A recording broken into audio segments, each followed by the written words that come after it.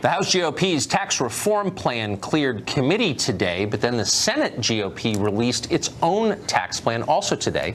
That plan would preserve the estate tax, totally eliminate state and local tax deductions, and feature more overall tax brackets. Is the plan better or worse than the House plan? Does it change the priorities set out in the first one? Will it become law? Senator Tom Cotton is a Republican from Arkansas, of course, and he joins us tonight. Senator, thanks for coming on. Thank you, Tucker. So I think a lot of people are confused, want to believe it's a good thing, but are confused as to what the core point is. If you could name one, is it to increase the number of jobs? Is it to increase corporate profits? Is it to increase GDP? What's the main point of this? Tucker, to me, tax legislation is about putting more money in the pockets of America's working families and our businesses. Ultimately, that creates more economic growth, which creates more jobs, and especially higher wages for working class Americans. So the Senate bill that was released today, I would say, is just different from the House bill. That's the way our system's supposed to work. The House and the Senate have different perspectives. We'll both pass a bill, hopefully, and then we'll resolve our differences. I think, though, that the bill will be better, whatever turns out on the particulars, if we do one thing, and that's repeal the individual mandate of Obamacare. That is the most hated part of Obamacare, and it would save $338 billion during the life of this tax bill. That can pay for a lot more tax cuts for our families and our businesses in a fiscally responsible fashion. So you keep hearing that America's corporate tax rate is really high relative to other countries, and obviously that's true. But the number of companies, percentage that pay the full rate seems pretty small. And in fact, some companies get, tax subsidies.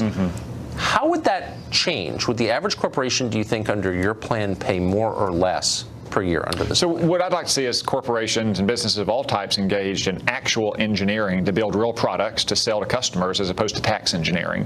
So one of our goals here is to reduce the corporate tax rate from the highest in the industrialized world down to 20%, which is also below the average of the industrialized world, but also eliminate a lot of the special interest deductions and loopholes that they use to get down below the 35% rate today.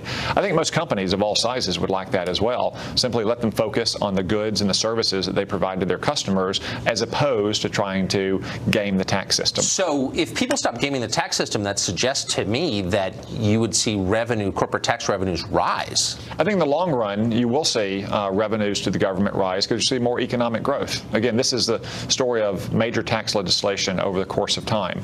We all know that taxes impact our individual behavior, the decision to buy a home, for instance, or to invest in a green energy car under the Obamacare or under the Obama stimulus. So we all know that behavior changes when you pass tax laws. So what we want to do is pass a tax law that's going to let people make more of their own decisions, keep more of their own money. That generates more economic growth, which ultimately I think will generate more revenue. Would there still be corporations that pay no effective taxes at all?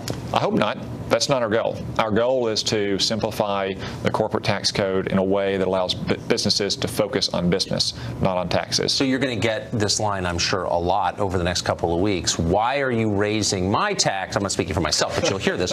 Why are you raising my taxes but giving Apple, which is approaching $1 trillion market cap, a rate cut? Well, our goal is to look at across the whole spectrum of the American families and businesses and try to make sure that anywhere on that spectrum, they're getting tax relief. Whether you're a big business, small business, whether you're young and single, whether you're older and you have a big family. That's the focus in terms of getting more money back into everyone's pocket. Again, there's a lot of particulars about this bill, but I think one easy way to do that, and especially one way to make sure that people who are in the working class are not paying higher taxes, is to repeal the Obamacare mandate, because it saves so much money. And it is itself a tax on people who, by definition, are working and working poor. Last question. Are you going to allow people to continue to deduct their medical expenses? The Senate bill does allow that deduction to go forward. I think the Senate bill has a lot of reasonable... What was that about? I don't understand. If you're a Republican, you don't want to penalize people for taking the responsibility themselves, do you? Well, there's a lot of provision in the Senate bill that I support that maybe will be in the House bill by the time it crosses the House floor. For example, the medical deduction bill or the adoption tax credit. That's why I say this is a first step. It's a good step. But we can make that. I mean, the Senate. I mean, that's going to stay in, right? My understanding, Republicans wouldn't want to discourage adoption. So my understanding is the House put that back in their bill today. Maybe I'm wrong about that. But I think in the final legislation, you'll see things like the adoption tax credit or the medical deduction, which are not big revenue raisers for the government, but are really vital to the families that depend on them. Yeah, to the small percentage, but they're real. Yeah. Senator, thank you. Thank you. Appreciate it. Yeah, good to be on with you. Up next, Final Exam. We corralled a couple of famous Fox News personalities to find out how much they know about the news. You'll see in a minute.